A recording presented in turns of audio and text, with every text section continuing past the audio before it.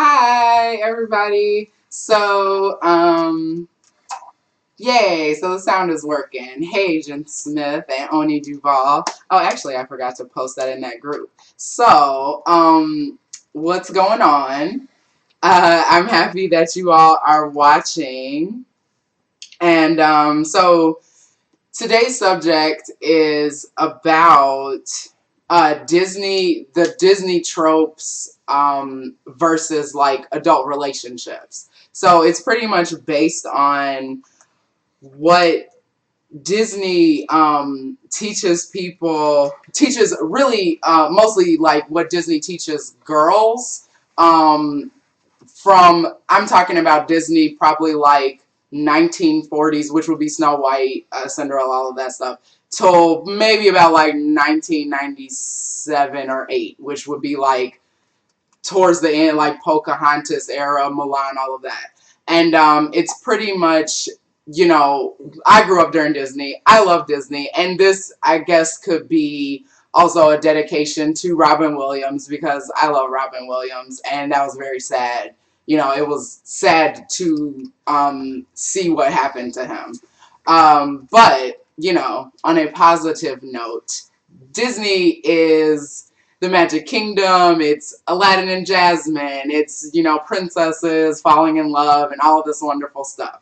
So my friend Brittany, again, sent me this awesome article from blackgirlsareasy.com. And I'm actually going to reference a couple of other one other website, because I've actually thought of this on my own prior, but it's just interesting that other people, it's just funny that other people, have this same viewpoint. So, if you don't know what Disney is, you clearly don't live in the 21st century. Like, if you've never heard of Disney, Google it, I would think. So blackgirlsareasy.com, the guy who writes this, he writes like very controversial relationship, like blogs. It's all written blogs. And this one, it's entitled "How to Find a Boyfriend." A lot of his articles are very long, so if aren't a reader, then, maybe do it on your, I don't know, before you go to sleep, something like that. He writes very good articles. So this one, he's pretty much talking about like how, female power is kind of overzealous in certain circumstances because some women feel like they're too independent to find too independent, and then they wonder like why they don't have a relationship. I do think that there is such a thing as being too independent, personally, but because, I mean, generally a man likes to feel like a man. That's really kind of, at the end of the day, what happens. So, he's talking about, female power and all of that, and, he has this one quote which I thought was really funny, where he's talking about, I just want to make my baby happy, and, sets all of these high standards. And he says the relationship just crumbles as quickly as it began because this dude, he says an expletive, this dude was never bae. You were just basic. And I talk about basic females in like the first blog of this third season. So this is the third episode of the third season. And later on, he goes into talking about Walt Disney and, the tropes. And it's very interesting. Like, if you think about Disney from a standpoint of a child watching Disney, and you think about all of these old stories that Walt Disney retold, the Little Mermaid, the Disney version is Ariel.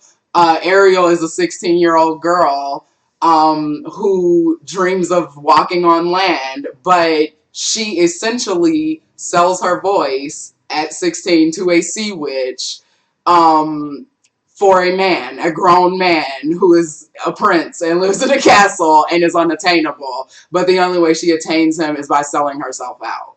So, which is funny because, to reference another video blog, if you all have ever heard of the Nostalgia Critic, he's hilarious. I've watched all of his videos like before I started my blog, and he was very inspiring and very entertaining. He had an apprentice named Nostalgia Chick, and she covers all of like the girly nostalgia from the 90s that he doesn't feel like doing. And she fervently hates The Little Mermaid. And she describes in her video why she does. If you Google the Nostalgia Critic, you can find his website. It's called theguywithglasses.com. And the Nostalgia Chick is on like the drop bar. And the episode is entitled The Little Mermaid. It's very good. It's like 30 minutes long. But anyway, and she, basically talks about the same thing. Aladdin. I love Aladdin. Aladdin is probably one of my favorite Disney movies, next to The Lion King and Mulan. Aladdin, he impressed Jasmine, and, she seemed to like him initially when he was a street rat, or, he was broke, according to, like, real life standards. And, he showed her, all of this amazing stuff. He had this beautiful view of the palace, but she didn't want the palace. She wanted something more. And then she became head over heels after he was this prince, but he lied to her and she still got upset. So it was kind of like this interesting thing where she paid attention to him kind of, but then, it was kind of a double standard because she didn't want the rich guy and then she didn't want the poor guy. She wanted to be independent. And she's a badass princess, but then in the end, he obviously tells her the truth, that he was a street rat the whole time. That didn't mean that she was any less mad. Instead of understanding where, that he really just wanted her enough to impress her, she got angry. And then Jafar happened and all that other stuff happened. I'm sure you've seen Aladdin.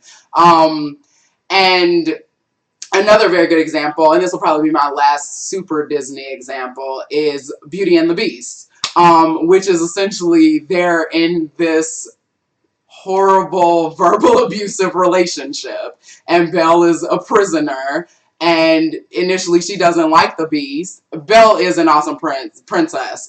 She's very smart. She's probably one of the smartest princesses, but if you look at it from this outside viewpoint, she's in like this emotionally abusive situation, and she ends up falling for him when he kind of becomes soft, but he's no less aggressive until he becomes human again. And she kind of falls in love with him when he's the Beast, but he's a beast, like, and he's cursed. And if, they don't fall in love, then he'll be cursed forever and he'll be a monster. And I think like those different kinds of tropes are very fascinating because they teach girls to have this fantasy view of love. And girls are taught very different from boys is when they're young. Because if you look at advertisements, you can look at advertisements now, and even if you look at advertisements for children in the 90s or the 80s, girls' toys were Barbies and, all typical girl stuff. Playhouse, baby dolls, like all of the princesses, all of that kind of stuff. Boys' toys were like Teenage Mutant Ninja Turtles and like firehouses and all this cool stuff. And I, as a child, played with both because my brothers gave me all their hand-me-down toys. So I had like fire trucks and had like Barbies. So it was all of that, and I think it's just one of those interesting things when you look back at yourself as a kid and you think of all of the stuff that you're exposed to. And as a little girl, most girls are taught to be, demure, and, if you talk to too many boys, you're slutty. If you are open about your sexuality or your body, you're slutty. If in any kind of way you're not demure, then, you're the polar opposite of a princess. And it's just really fascinating that is so drilled into girls. Because, like Barbie, for example, Barbie has all of these jobs, and she's been a doctor and a cheerleader and all of this stuff. And Barbie is never married to Ken, but then eventually Barbie has a baby because there's a pregnancy Barbie. And it's like all of this weird stuff over the years that Barbie has developed into. And it's I don't know, it's just really one of those things that makes you think about what developed you as an adult. If you were a Disney kid, or you were like a kid that was very much into that type of lifestyle. I loved Disney, and the another one of my favorites is probably Mulan. And if you ever take the time to read about like the real fairy tales that all these are based off of. I had a book as a kid that had the real endings to fairy tales.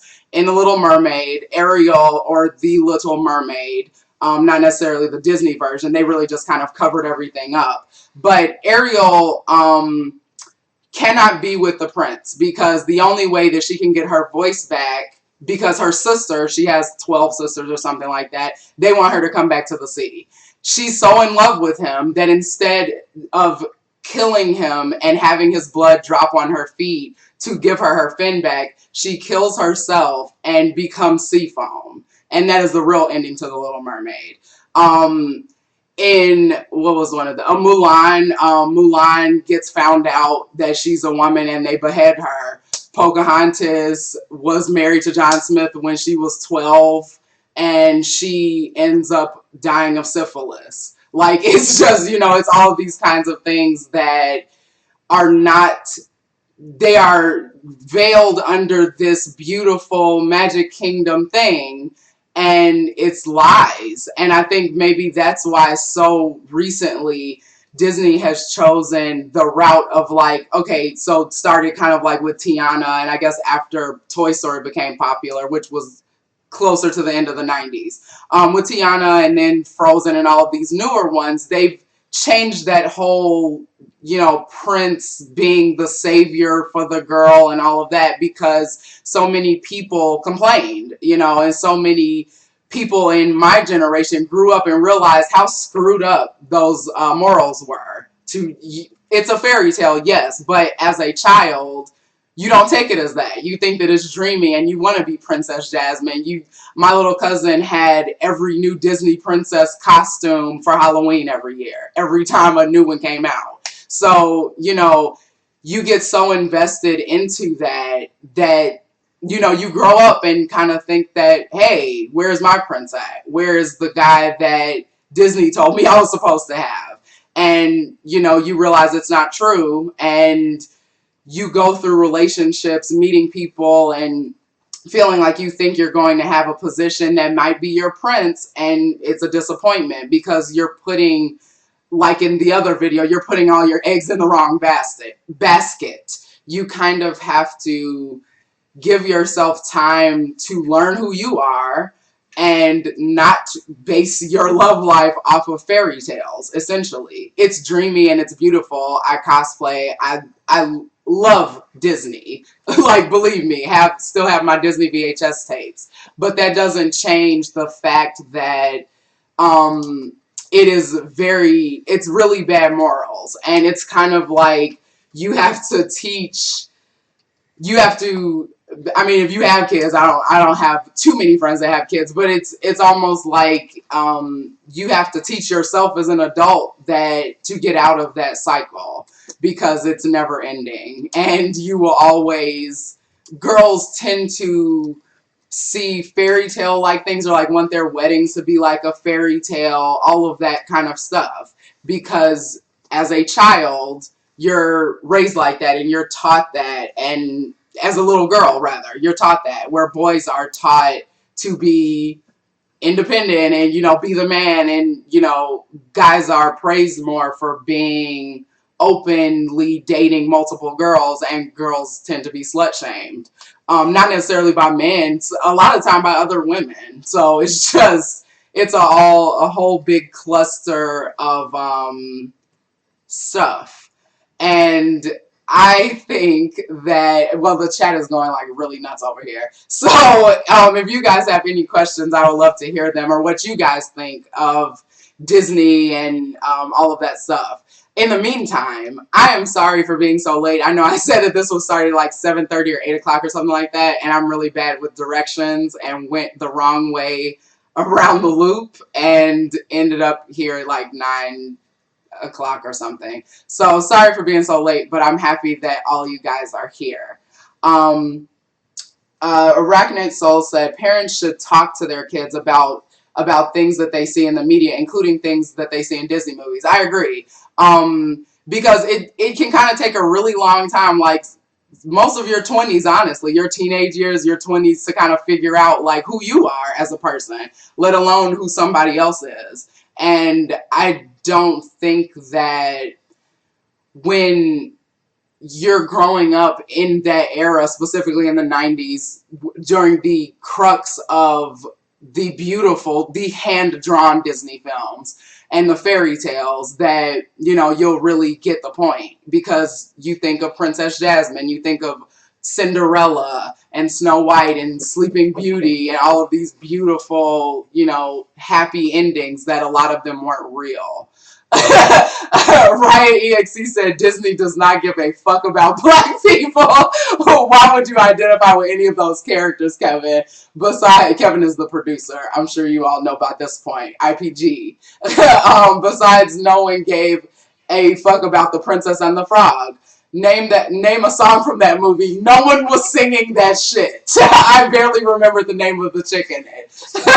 I mean, that's true. You know, Tiana was a really interesting princess because she was the first black Disney princess, but her prince was, it was really interesting because a lot of people were angry about that movie, just like how a lot of Greeks were upset about Hercules, which I loved. People were mad about Hercules because the muses were singing gospel, and they were upset that it wasn't Greek, like traditional Greek, and like people were pissed. And I love the songs from Hercules. I don't understand. Because it was funny. Because it was funny. Exactly. And they didn't like it being funny. Hercules is one of my favorite Disney movies, by the way. But, you know, it is funny because, like, with Princess and the Frog, so Tiana is this hardworking princess, and she has a 9-to-5, and she don't need no man, and, you know, that kind of thing. And it was kind of the typical black female trope. And then her prince, which a lot of people were upset, he was not all black. He was Creole, and he was like half Spanish and black. He was like something like that.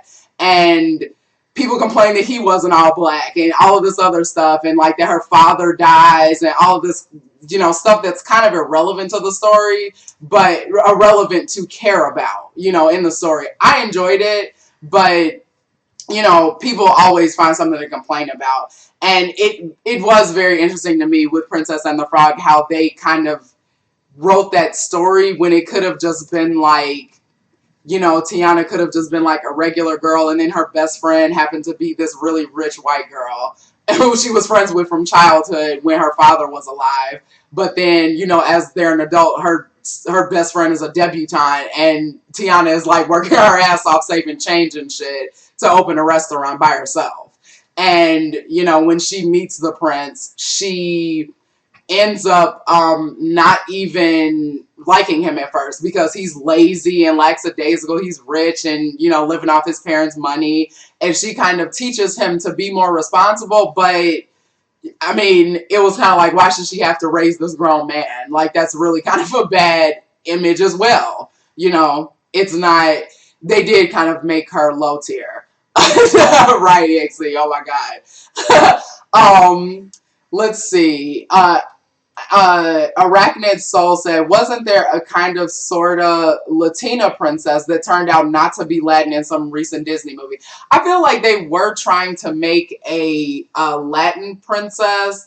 I don't know what happened to that. I think Pixar is making some movie about the like the Day of the Dead skulls. Like this guy ends up getting cursed and he goes to the land of the dead and he's one of the sugar skulls. And so I mean, I know Pixar and Disney are kind of hand in hand, but it's still not Disney. That's the closest thing I could think of. If you all have any questions or you all can think of anything that you want to ask me, go ahead and ask. But yeah, I think that kind of, for the most part, makes my point. I also loved the Shadow Man from The Princess and the Frog. He was really an awesome villain. He was kind of one of the scarier ones, next to probably the Black Cauldron or Fantasia, the devil in Fantasia. So yeah, questions. You could probably type that in the since it's all, you know. I hope you guys are liking my vlog. If you all haven't seen the previous 2 episodes of this season, the first one was about putting all your eggs in one basket and basically waiting for like scummy dudes that never amount to anything and you're just wasting your time. And then the second one was about the fighting game community, which I love.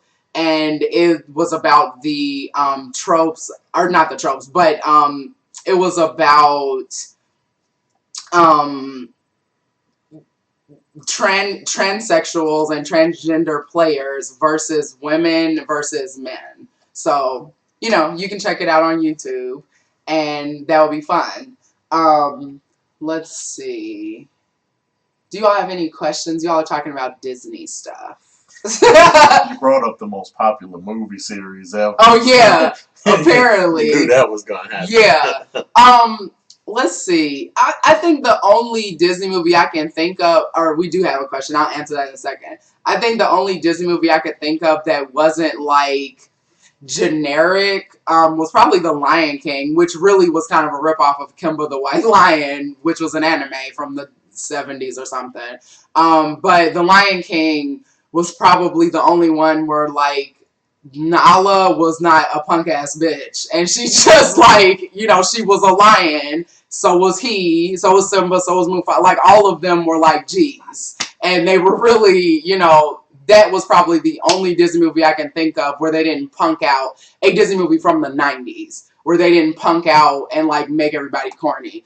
Oni Duval says, I wonder sometimes how large the demographic is that pays to see certain things and how involved are Black people or any minorities in making contributions to the media. Do you think that the amount of Black portrayals is equal to the amount of us in the industry? The way movies are rated and stuff is randomized. It's not a statistical thing. They pick like when movies and television shows are rated like NC-17, R, all of that, G, go on. All of that is done by like random assortments of people. They pick housewives, they pick people that work at Fortune 500 companies. They pick a random selection of people, and if these people don't like what they see initially, they rate it accordingly. Movies get viewed if they are R or under. If your movie gets an NC-17 rating, it's probably not getting seen because that's equivalent to an X rating. Like it's not. It's kind of like you're blacklisted, basically. I don't think there is a demographic. I don't think the industry really cares about what anyone thinks, the viewers. That's why the movie yet, and it's taken 5 years or whatever long. You know, I think that they hear fans, but they just do whatever they want to because they're billionaires. Well, I think what's important when you talk about movie demographics, it's also important to talk about, and for anybody that can hear me, this is Kevin Fair, I don't the legendary Kevin Fair. Feel like get up and turn the camera. When you start talking about demographics in movies, generally the movie itself might make money, but when you talk about children's movies specifically, you're talking about what can sell toys really well. And so when you start talking about like, well, what's the demographic of people that are watching Disney movies? It's like, well, like look at it pretty plainly. How often do they turn around and make a Pocahontas doll after the Pocahontas movie? The movie might grow something, but where they really stand to make a lot of money is in basically selling things afterwards. And generally, the easiest one to sell to children are small dolls and toys and stuff like that. So when you talk about whether or not African Americans like enter the industry, like that was pretty simple. It's like no. We will buy the toy. Children will buy the toys because they're there. So realistically, when you look at it from that viewpoint, it kind of tells you also why they made the princesses like whack and they don't do shit because essentially it's a toy. They Yeah. want you to buy a toy that you can accessorize and eventually make, repurchases off of the same one thing. Right. So, like, yeah, I mean, it makes tons of sense to be like, well, what do we need her to do besides wear different dresses eventually? Because we're making Because money. we're making money off of you buying toys and, whatever the movie In the grosses movies. is great. Yeah, exactly. It's like icing on the cake. Yeah, and actually, I didn't even think about this. CJ version 1, they're talking about villains, but he mentioned Maleficent. Hopefully, you all have seen the Maleficent movie. It was amazing. I am clearly a huge Angelina Jolie fan, but there was a article floating around the internet for a while talking about there's a specific scene. This is a spoiler, so if you haven't seen it, you don't want to hear this. I don't know what to tell you, but there's a specific scene in the movie where Maleficent is a fairy. Wasn't always a witch the way they tell her story, and she falls in love with this guy who's a human, and she, like, silver hurts fairies and, like, all this kind of stuff, and she has these big wings. So basically, the human boy who she falls in love with ends up betraying her. He cuts off her wings with silver, and, like, he drugs her, basically, and she falls asleep, and he cuts her wings off, and she wakes up screaming and in pain. And somebody equated that to rape, basically. And it was just, I mean, if you look at it that way, I guess that makes sense. The article was very, very good. I'm sure you could Google it. I think it was something like, let's talk about the rape scene in Maleficent. It is a very fascinating article. But that's Disney power. Like, they can tell you this beautiful fairy tale and you would never pay attention to it unless you think about it. Or even if you look back and see stuff as an adult. Right EXC says, I know a lot of people have issues with Beauty and the Beast because of the relationship between Belle and the Beast resembles that of an extremely abusive relationship. Yet when little girls see it, they think it's good. That Belle is just there because she can help him get better. Do you think that's a dangerous mindset for children to have? I definitely do. Yeah, because even if you think about recent stuff that doesn't have anything to do with Disney, Twilight. Twilight, I mean, she's dating this guy who is cold and not, I mean, he's physically cold and shiny, but his personality is cold and he's rude and he treats her like crap, but then he saves her from this car hitting her and then suddenly she's in love and gets married to him when she's 18. So it's like, it's weird, and all of these things are just constantly taught. The woman that wrote Twilight, she was a housewife. She didn't know anything about vampires, and she just wrote a love story and happened to make him Edward, a vampire. And it's just, if you think about stuff like that from an adult perspective or a more analytical perspective, it'll definitely kind of start to make a lot more sense. Yeah, Twilight is a horrible series of movies. It's like the acting is bad, everything. But if you watch it, because I've watched all of them, and it almost enthralled me in a way that it was so well shot. Like, it's beautiful looking, but the movies are terrible. But that also has a similar trope to Beauty and the Beast, and tons of women love it. Well, like, this is one real funny thing about Beauty and the Beast. Like, Beauty and the Beast wouldn't be bad about her making him better if, like, you thought about on the flip end, like, what did he do? Right. Like, wait, the Beast's only quality is that he's rich. Yes. Literally. And is that he's paid. And not beautiful anymore. He not nice to her. He don't, like, help her across the street or nothing. Like, he mad and angry the whole movie.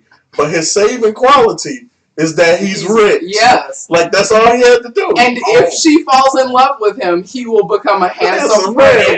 Yeah, she didn't even change. She didn't even start acting any kind of, like, positive way towards him until she saw how beautiful he really was on that tapestry. Exactly. That's kind of true. That's the turning point. He could be kind of cute and he got some money. I can work with it. Like, she's smart. Yeah. She's smart. She's smart. She's kind. She was like, she gave him interpersonal skills. Right. He didn't know how to talk to people at first. So, like, she provides all of that for him. But on the flip side, once again, his qualities are I'm rich and good looking.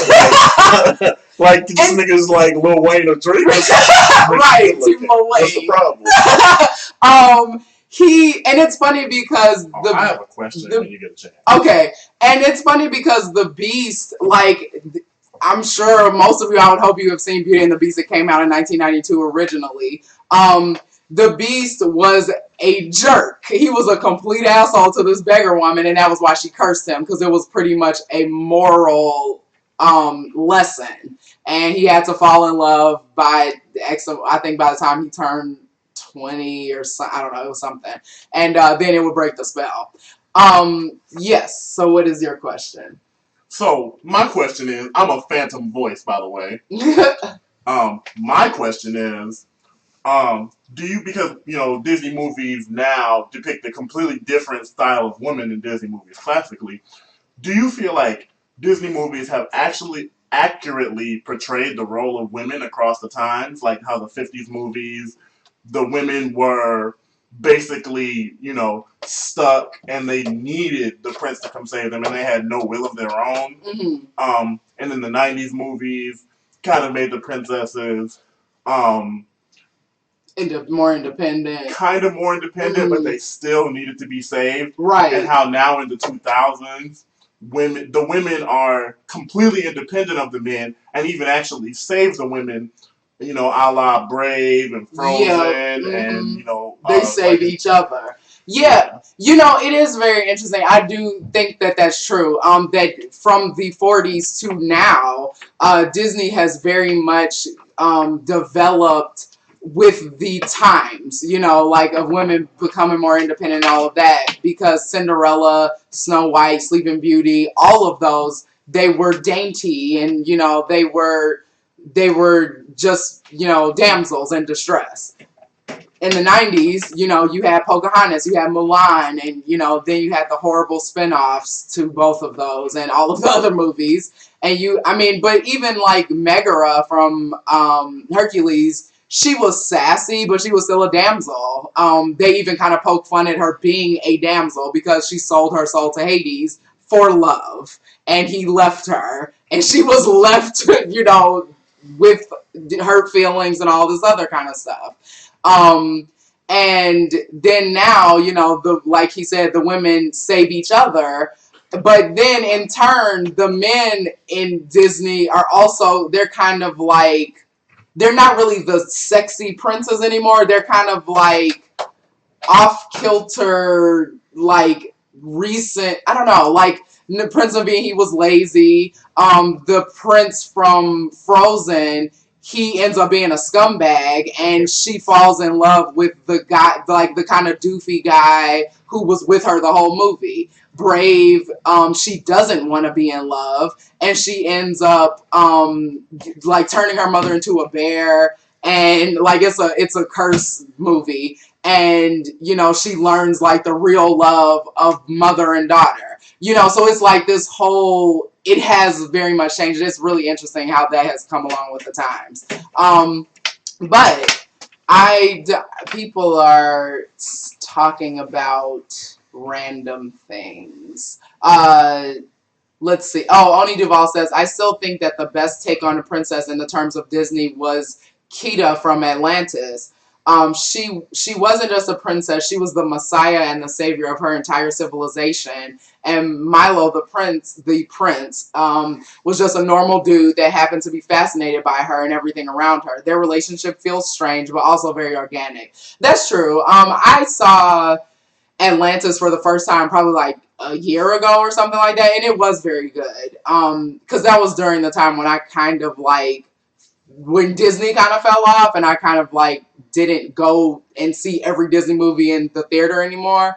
But yeah, Atlantis was very good, and it did kind of have that turning of age point where the princesses were not useless anymore. And I don't think even in the 90s they were very useless. Jasmine wasn't useless. She was really kind of a badass. And so was Mulan. Obviously, Pocahontas was a badass. You know, but then they kind of ruin it with those terrible sequels because it fails. Like, They don't put the same quality or care of work into a lot of the sequels. Exactly. Mainly because, once again, it's the money. drive to sell stuff past that probably has laid waste, and they're trying to appeal to a new, like, say, let's make the appeal a new movie. Exactly. You know, which allows them, once again, to resell and distribute toys and other small accessories to the crowd all over again. Exactly. Putting the Disney movies in 3D in theaters again. I saw The Lion King in 3D. Totally cried when Mufasa died. It's just one of those things.